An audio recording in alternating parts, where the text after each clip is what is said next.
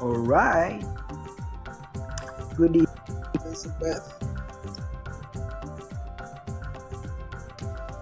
Hello, good day, How are sir. you doing?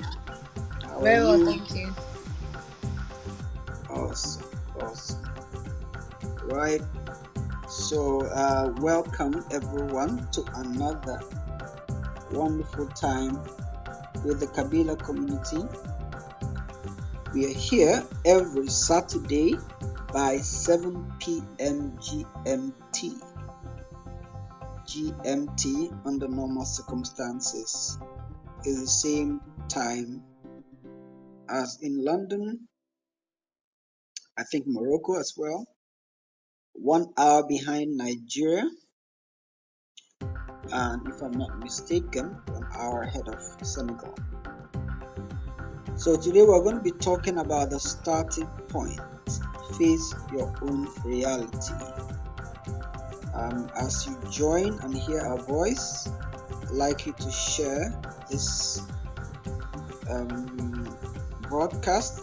Click the share button at the bottom as soon as you hear my voice. In this regard, click the share button, put it on your WhatsApp status. Invite somebody that might be able to benefit from this conversation.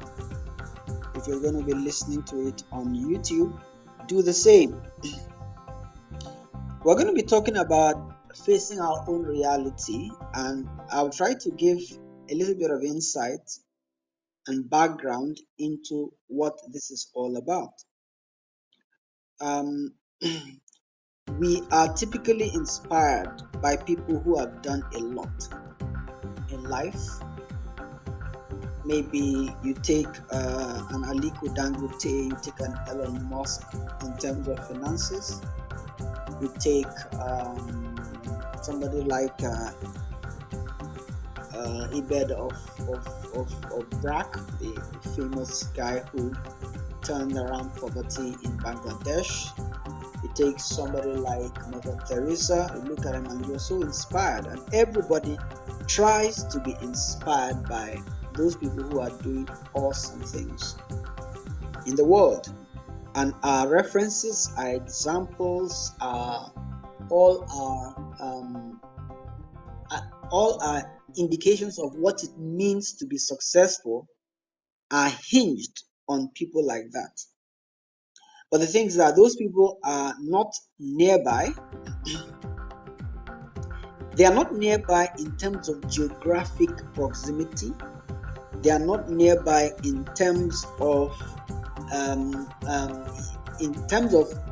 the achievement. For example, if I were to ask, how many steps will it take me to get to the level of Elon Musk? That may be a whole lot of steps which I may not be able to achieve in my lifetime if I am over 40. If I would say, oh, how many steps will it take to accomplish what this other guy accomplished? When I say how many steps will it take to accomplish what Hassan Ibed accomplished in his lifetime, it may be very distant. So the point is that we are inspired by them, we capture the principles, but the truth is that based on where we are, it's like a long distance, and we may not be able to reproduce what they have done. And let's tell ourselves the truth. If we look at what a lot of people have, what they have done, what a lot of people have done in their own lifetimes, we discover that not many people are able to reproduce those feats. Not many people. Those things are not easily reproducible. There are new things. They blaze trails, right? So you find out that when you settle in on it, it seems to be distant. I'm going to give an example. I'm going to give an example from the context of nations. A few weeks ago, the government of Ghana said, we are going to put laptops in every SHS and every senior high school. We're going to be learning digitally. are digitalizing, we are aggressively pursuing this mandate, and all these students are going to learn how to use computers to study, to learn to do this and that. And because of my background in my day job, I began to question the approach. A few questions came up from my side, as well as from the quarters of those who are thinking through this whole bright idea. Number one, the skill level of teachers, the skill level of the students, especially those in the Master, I'll invite you, give us a few minutes to run through the event. Especially those in the what do you call it? The hinterland, in villages, in remote areas. Will they be able to leverage this so-called digitalization we're talking about, right? Then the question of internet penetration came up, the question of power availability, the question of the future of people like printers, publishers, and so forth. To what extent will they be able to leverage this amazing bright idea, saying that look, everybody, we're going to study with laptops and so forth? To what extent? Those are the questions that began to come up. And I'll give another example. So it just boils down to the fact that we are excited about making certain moves. In this case, it was becoming digital in our learning, becoming digitalized in our schools. But we must evaluate our own reality. Is that the real logical next step for a country like Ghana? Is that the real logical next step for a country that is based in Africa, right? Is that the logical next step in the trajectory of our development? A few decades ago, similarly, there was this story that Lee Kuan Yew told in his book. I believe the book is called From Third World to First World. He said he visited Ghana, and again, Ghana, just a coincidence that it's the same country. Two examples. And he saw that there was this fanfare being made about a certain guy who had gone outside the country to study, and he had come back. People were celebrating him. People were giving him a lot of accolades and said he's done well. So he asked the question, what did this guy study? And they said that he studied classical Greek. Now, classical Greek, not to disparage the course or that profession or the humanities generally, but the question on Lee Kuan Yew's mind was, what is a developing nation, an emerging nation in Africa, going to do with classical Greek? Of what value is that new knowledge to a country the likes of Ghana? The problems that bedevil nations and organizations are also typical of individuals in our part of the world. They are typical. It is people are rising into those positions, getting into those spaces and reliving certain patterns in our lives. It is typical of us as individuals to look at the government of our nations and say, look, they are not doing these things right. Why are they not doing this and that? Why have they not done this and that? But when we look at it closely, we discover that there are many gaps in our own personal lives that we have not been able to mitigate because of some of these patterns of thinking that we find ourselves in, where we are distancing ourselves from the problem, trying to latch onto something that is very far away from us, rather than taking the deliberate steps moving towards our own target state, with being conscious of what is really around us, what is really our real reality, our situation. One of the examples you will see is WhatsApp groups. You find there are a lot of WhatsApp groups discussing politics, football, celebrities, and so forth. And I'm often alarmed at the amount of energy we spend arguing with officials within a WhatsApp group, they can't hear what you're saying. They are not in your WhatsApp group, but you are passionately, aggressively panting, ranting, abusing them. So, to what is the end? To what end are we exerting so much effort within that WhatsApp? To what end are we exerting so much effort about footballers far away in Europe earning their £90,000 a week, and celebrities about their marital lives and all that? Why is there so much energy spent in those spaces? We fail to look around and ask, what really is, what should I be focused on right now? What are the things that are supposed to be most the priorities of my life, the priorities of my business, the priorities of my career in my context, rather than attempting to live the daydream of someone that is distant from me? There's another story that is told of a certain number of delegates that were sent to a conference. The conference was basically about a new kind of printing machine. People came from Asia, Europe, Africa, and somebody noticed something peculiar about the way that people reacted to that in that environment. Those that came from Asia, I think they were Chinese or Japanese, they would go around the machine, try to go inside, take notes, look at what's going on there.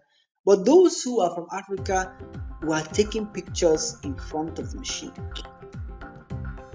Now, it is great to take pictures and have memories of powerful events and experiences. For example, these days, a lot of people, when they meet some celebrity, they want to take a picture.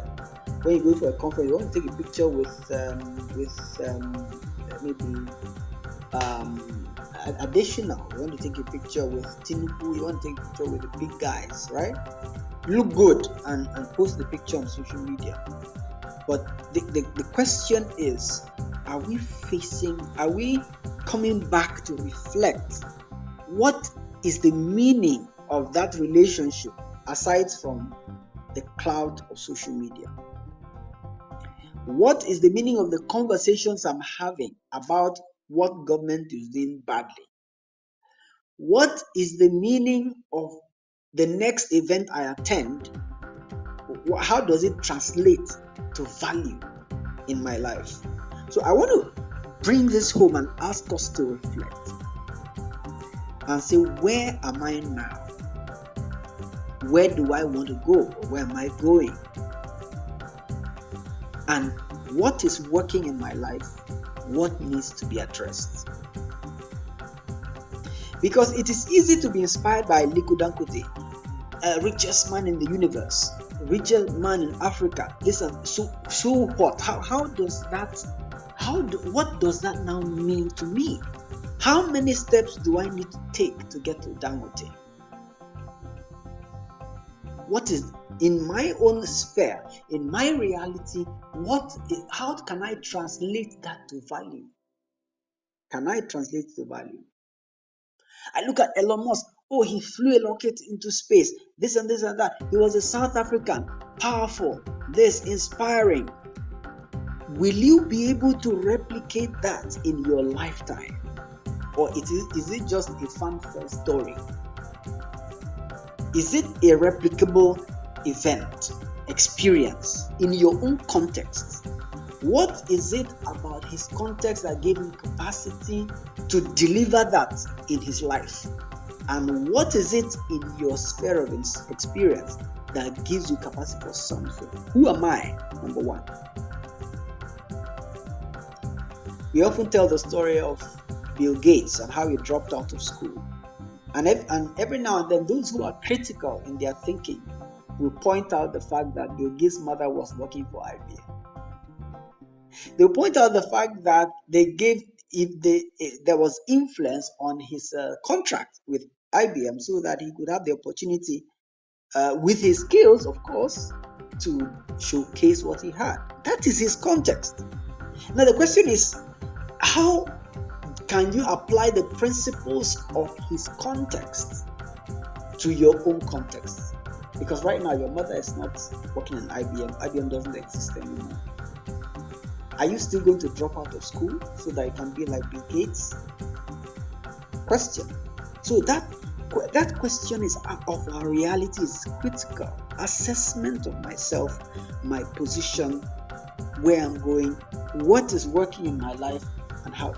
Because what it does for us, I must say, is it brings us to the point where we are content, number one, and where we are realistic in our planning, in our strategizing. Remember last time we talked about strategy, and we talked about the fact that you cannot evolve. There are some things you cannot evolve by looking at past data because they never happened before. People who have really made dramatic changes on the planet created new things. They looked at the environment and created new things. Remember the other story? There was this guy who, his father is a farmer. He's working in his father's farm. I've forgotten his name. I think it was Kenya. He knew how to use wind or energy to convert wind into electricity. Many people in the West know that it's very simple, easy, straightforward, but he brought it into his context. He told himself, my father is a farmer. What do we need electricity for in my father's farm? That's the question he began to ask himself. We don't need it for video games. We don't have that luxury of video games like the Americans. We don't need it for what else? We may not even need it for light as much as we need it for something else. He found out what they need it for. What do we need? What do we need power for in my father's farm? He pointed out that I can water my father's farm with this knowledge. The knowledge becomes useful when we can apply it in our context. It becomes useful when we can apply it to our reality. He was able to convince his father, give me your bicycle, we'll take it apart, we'll use it to make a windmill. This is a true story, by the way, so it is available. Converted it to a windmill and was able to generate enough electricity to pump water from deep underground and irrigate his father's farm. That made that knowledge useful. That made that knowledge relevant to his context. The kind of problem he was solving with that knowledge, that problem does not exist in the United States. It doesn't exist in Britain. People have solved it with big money. But he could tailor the knowledge. That is what makes knowledge useful. That is what makes knowledge, it brings it closer home. So there are three questions I would like us to look at answering in our own personal lives. The first question is, who am I? And if I was going to break it down, I will have to ask, what is my story? What is my capacity? What am I good at? Who am I? What is my background? Who do I know? Right? Those elements, a careful assessment of ourselves to say, look, this is what will determine the next step I can take. Because you can't take all steps. As inspired as you can be, there are some steps that are out of your reach. Right? There are some things that are out of your reach. And that is the difference between motivational speech and actual deliberate planning, strategic planning. Because strategy is conscious of the reality of the environment. Saying, look, right now I'm sitting, maybe you're in Lagos. I'm sitting in Lagos. If I want to go to VI now, it will take me 2 hours. That's my reality. If I want to sell something to somebody, it will take me. That's my reality. You know, a lot of times we read books from the US. There's one of the books I read about finance, and I noticed that most finance books written by those in the US, they always talk about this 104K. Is it 401k? Sorry, I think it's 401k. Now, it tells you, oh, that if you save in the 401k, this the compound interest, this and this and that. You see, you cannot translate that knowledge directly into an African context, because you have to take into account the fact that every now and then banks disappear in Africa and disappear with your money. You have to take into account that inflation can just kill all your compound interest. It has happened to me before with some insurance company who are banking on how big the money was going to be. By the time the money arrived, when I calculated, I realized that I had lost money by investing. So there are certain things you look at, you say, oh, this is a good principle, this is great knowledge, but then you have to bring it home. You have to bring it home to your context. You have to bring it home to your reality. You have to be aware enough, competent enough in your reality to know what to do with the knowledge that you are receiving, or with the inspiration that you are receiving, so that you're not so excited that you forget where you are. Second question is, where am I going? What do I really want from life? What am I equipped for? Where am I going? Am I just, trying to be among those who are making the noise? What do I really want? Is there something I can get hold of in this present world? Is there something that I can actually reach? Now, you by the time you realize that there are some things you can't reach, it's not a curse, it's not demotivation, it's just for you to come to a point of rest and say, okay, this is the reality now. I know that this one I can't get it, but let me now find out the ones that I can get. And let me tell you the secret, the beauty of this way of thinking is that when you come into terms with what you can reach, and you actually do it and get it, you are now positioned in a newer place, in a higher pedestal that allows you to dream for the next point. But if you keep standing where you are, trying to reach what you cannot reach, what happens is you may not even make that move. So question, what do I want? What's the realistic expectation over the next X years? And am I equipped for that? If I'm not equipped for that, what in real terms do I need to do to become equipped for that? And let me delve deep a little deeper into this, into some of the reasons why we operate the Kabila community the way we do. The reality is that there are many people out there who are trying to get something done in business, career, that have not reached the level where they can pay $1,000 for coaching. There are many people out there who are trying to do something in business that when you tell them you need XX software, you need to pay this amount, they don't see themselves having a budget for that XX software. So you have to show them another way. You have to show them another software that doesn't cost money and achieve the similar result.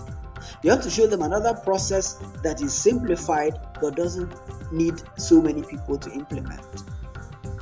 That is our reality. Somebody who is sitting in the US, maybe by the time he floats 1, 2, 3 ideas, investors are rushing at him. But that's not the reality in Africa. That's not the reality in Lagos most of the time. Some people are trying to make that the reality. But then that may not be the reality. So always, I want to come to terms with it. Who am I? Where am I? What's my capacity? What am I good at? You may decide that I want to change my environment in order to amplify my chances. That is good. That is okay. But while that hasn't happened, you must look at where you are and tell yourself, look, there must be something that can be done with what I already have, where I already am, and what I've been equipped for. One of the techniques we use to try to decipher this problem is that when we do the SWOT in the Interactive Ideation Session. The SWOT is not for us. For us, it's not just some academic dream or academic stuff. It is real assessment of ourselves. What are my strengths? What are my weaknesses? What are the opportunities that are available to me? What are the threats that are, mitigating or that are fighting against my progress? Because starting with that assessment to really be real with ourselves makes it possible for us to see some of the principles we share as things that are possible in our own lives, in our own context, rather than just faraway dreams.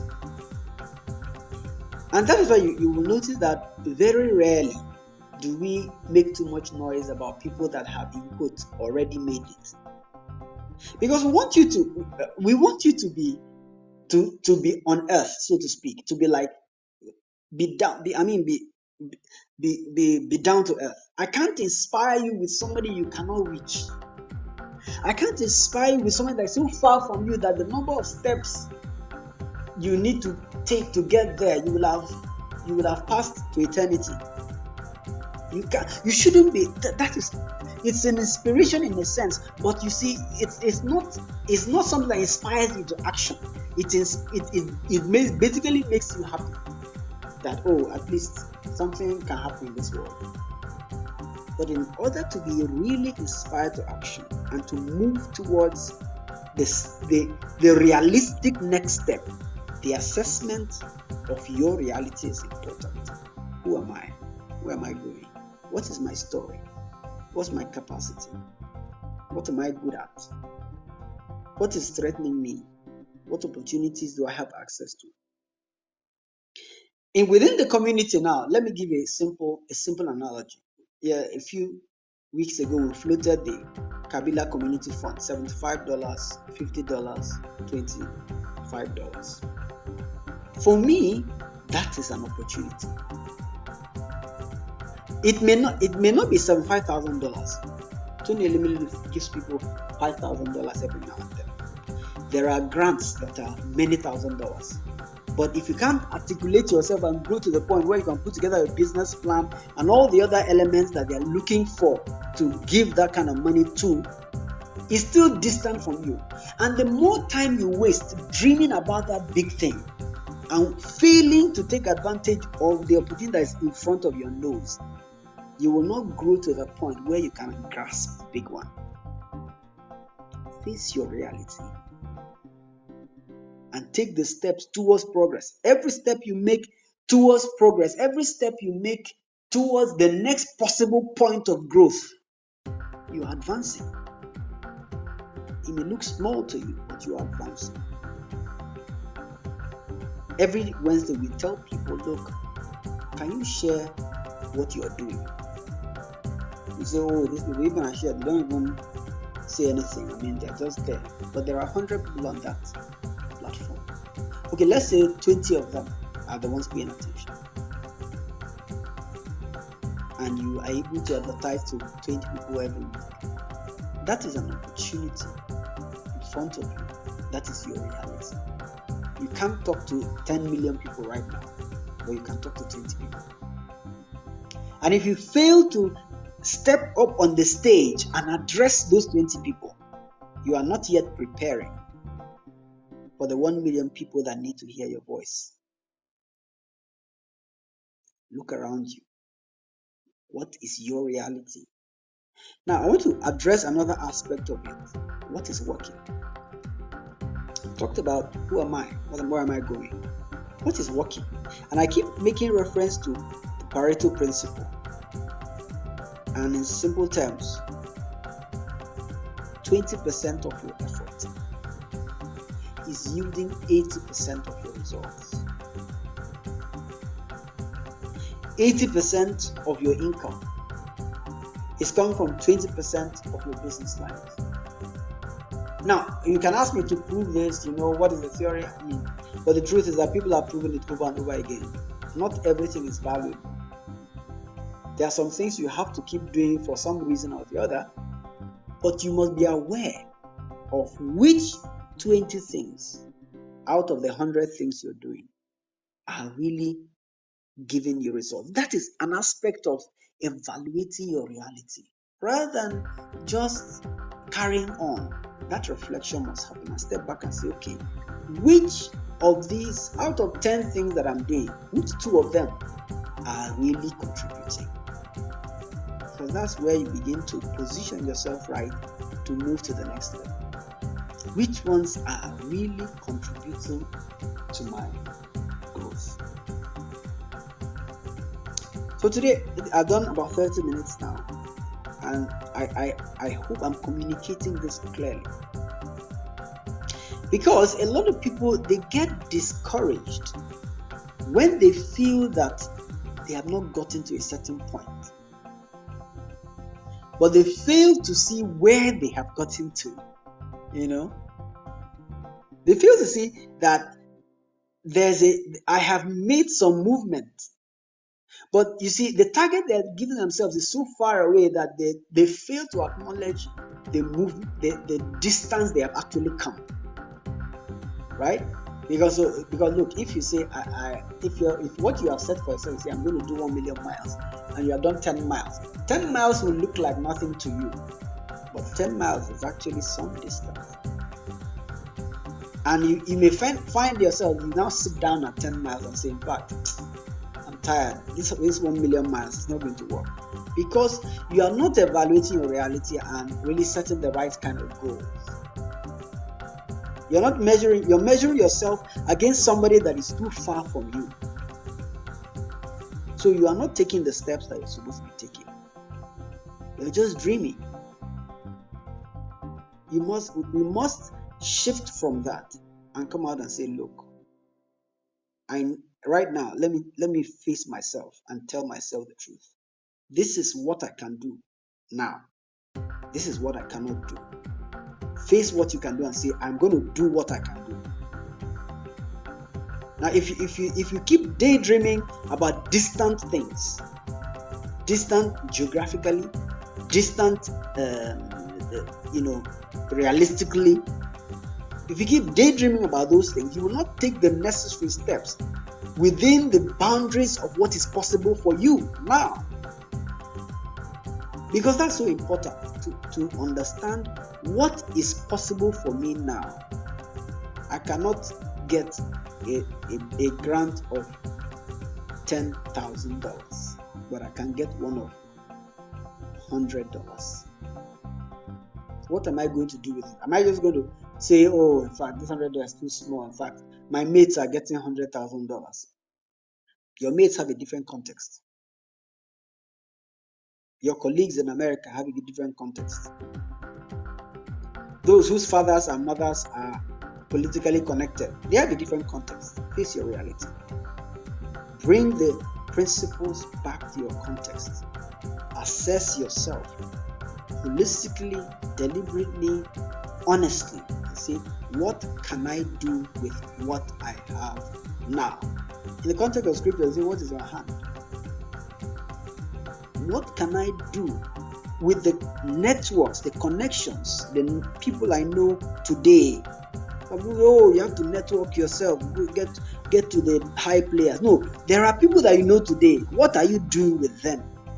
That your existing network, before you network to Dangote, before you network to Elon Musk, what are you doing with the networks you have today? You say, oh, in fact, I'm just waiting to get, I know that one day 1 million will come. What are you doing with the 1,000 that came yesterday? What are you doing with it? Face your reality. It's a starting point. It is where you are for you to move to the next level. The steps that you take, the real step. You see, you cannot be motivated enough if you feel something is too far. You see, it's psychological. It's in your subconscious. When you say, when they tell, okay, on your mark, set, go, then they put you with Usain Bolt and Ben Carl Lewis and so forth. But you say, oh, in fact, this race, let me just respect myself. Or you run the race, you lose the race, then you become discouraged because the target you set was too high. So it's not going to, your effort in that target will not make you inspire you to try again. So it's the reality of our lives. Face your reality. Assess yourself. Do the SWOT. Find out the Pareto and determine how you can move to the next step from where you are. I'm going to stop here. As usual, typically what we do is we share these thoughts for about 30 minutes, and then we invite people to come up to do 2 or 3 things, to talk about how this is meaningful to them, to ask questions, or to contribute. So I'm just going to invite those of us I see in the room. I think I just see 2 people. Just going to invite Stanley to speak. I'm also going to invite Abigail. So I don't want you to be pressured to speak, but if you have something to share, a response to what I've said, a question, please feel free. I think there are about 2 people that are not in the app as well. So if you are in the WhatsApp group, you can drop your question there, and we can read. Elizabeth will help us read it out. But while they are coming up, I'd just like to emphasize that this is the Kabila community. We are focused on African entrepreneurs in the consumer goods space, and our point, our focus, our mandate is to share knowledge, network among ourselves, promote patronage of locally made goods, and improve trade across boundaries in Africa, and so forth. So I want you to I just did the invite. If you can come up to share, please do. If not, we will just start wrapping up. But before that, let me give the floor to Elizabeth to provide some initial feedback and maybe some information, anything we need to know. I think maybe we'll talk about the fund or the coming workshop and so forth. So Elizabeth, while others come.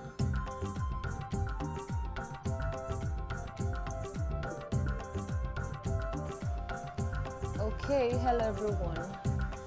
Yeah, it's really been a really great time, and I would say that personally, the questions that Mr. Kenneth has raised, I've even begun to reflect on those questions. Yes, because the truth is we have to face reality.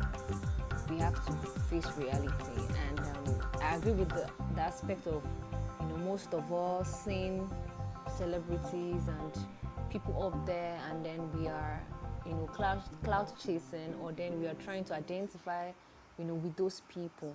Meanwhile, yeah, they are very good, but like Mr. Kenneth said, there's also the place of facing reality, checking yourself, and really find out if all these things that we are hearing, even from Kabila, we are putting them to practice. We are not being hypocrites. When instead of waiting for it to be so big, and then there's a big stage and there's a big person, even the little here and there that we are doing in Kabila, it's so much more. Like the community fund and the community loan that we're about to even start doing again. Kabila workshop. We have so many resources here. We have Clubhouse, we have Unity Africa and all the rest of it. So much, we pour out, to this community. God bless Mr. Kenneth for this, But no practice and no, maybe some of us are practicing, but I would say the larger share, less participation and all that. And these are the kind of things we're talking about. We have to tell ourselves the truth. We have to come to a place of telling ourselves the truth, that these things that we are hearing. But this what I'm even talking about is so I want to talk about my own from this area. These things I'm hearing, what am I really doing about them? What am I really doing about them? So and also the place of asking ourselves the question of, yes, who am I? Where am I going? Where am I now? What is working in my life? What do I need to address? What am I good at? All these things are really important questions that we need to just sit back and reflect and ask yourself that, what am I really doing? Am I doing it right? Yeah. And when we have the interactive ideation section, we have We have different times where we have to check our social media structures and schedule a session with Mr. Kenneth, of which most of these are even free, and yet we have less participation. So I just want to use this opportunity to remind us, to cause us to reflect and to push us to awake, in Kabila and in wherever we find ourselves, because these people that we are looking at, before they got to where they are, they started from somewhere, and it's good that we also look at where we are and hope to even get bigger. And one of the ways to do that is to reflect on all these things that have been, stirred in our hearts tonight. So that's what I have to contribute tonight. Thank you very much, sir. Thank you very much, Elizabeth. That is awesome. That is beautiful, and that is authentic. And I like to see that. Let's just keep taking the steps, right? Let's just keep taking the steps. The reason we have celebrities is because the certain kinds of achievements, breakthroughs, impact, they are like for few. If it wasn't few, the value wouldn't be there. So everybody cannot be there. So if there's any motivational speaker that is telling you that, in fact, if you just follow this principle 1, 2, 3, one of the things you want to ask them is that whether they have followed those principles, so that you be down to earth and real with what you're saying. It is great to be inspired, to be excited, but let's not stop that. Ask yourself what. And remember, last week we talked about, I think it was last week or 2 weeks ago, where we talked about what Chris said. Roger Martin's mentor. Any knowledge that you cannot put into practice is not worth having. So it's not just about being loud and inspired, know all the quotes and everything. Ask yourself, can I take principle 1 and bring it to my content and ask myself, does it work in Ajegunle? Does it work in Ajegunle? Does it work in Lagos, in Festac, in Bonny Island, in Umuahia, in Owerri, in Ekpe? Does it work here? Can I make it work? Does it make sense to me? Or is it just a high-sounding, fine-sounding statement? So that's what I want us to capture, to be real. And that's why we operate the IIS the way we do. We start with listening to you. Because there's no point bringing some principle from my MBA that makes no sense to where you are. So that's why we start by listening to you. I'm trying to put together a solution that will work for you collaboratively. So I want to encourage us to reframe our thinking, evaluate our current state, and decide that, look, I'm going to move forward, but I'm not going to give myself unnecessarily high targets. I'm not going to become depressed about where I am not yet. I'm not going to become worried about what I cannot reach now, but I'm going to ask myself, what can I reach now?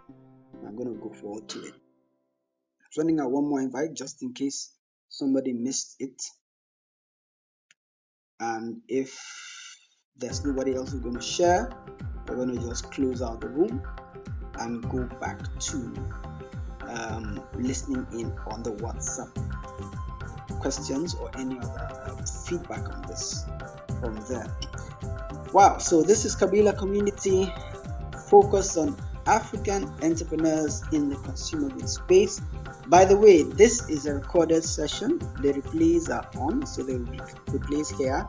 We also have it being published on YouTube, particularly for those who, for some reason, they have difficulties using Clubhouse or installing Clubhouse or whatever. So I always try to put it up on the YouTube channel. Subscribe there and follow.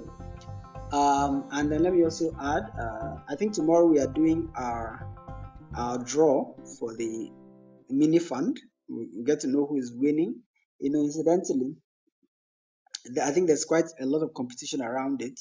And I just want to mention that imagine you could do that for yourself every week without anybody asking you to win $75. Imagine you could push that hard to get people to see your content online every week just because you want your business to move.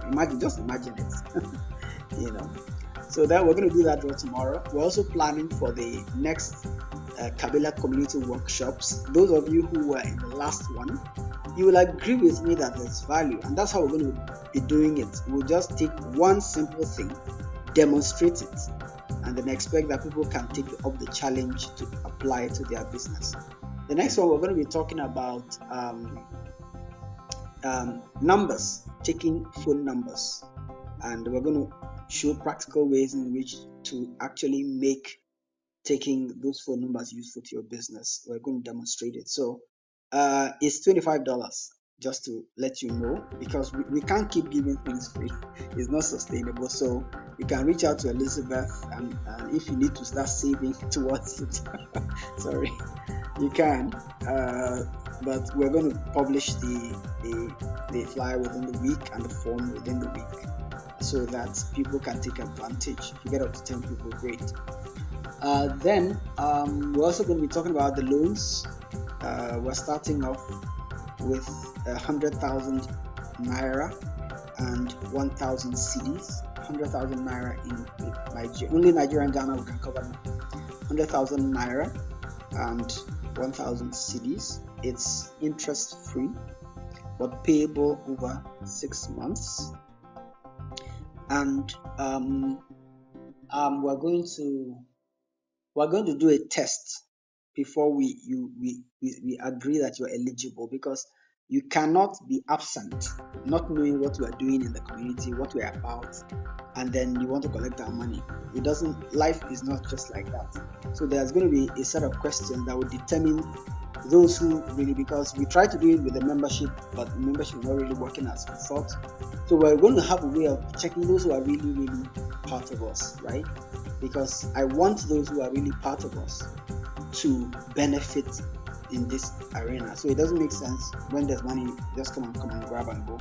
So we are going to have a kind of like a set of questions to determine whether you've actually been following these engagements. All right, thank you very much, everyone. Have a wonderful, wonderful week, and see you at the WhatsApp group and all other platforms. God bless you. And thank you, Elizabeth, for that feedback. Awesome. Let's keep doing what we're doing. Have a wonderful week, everyone.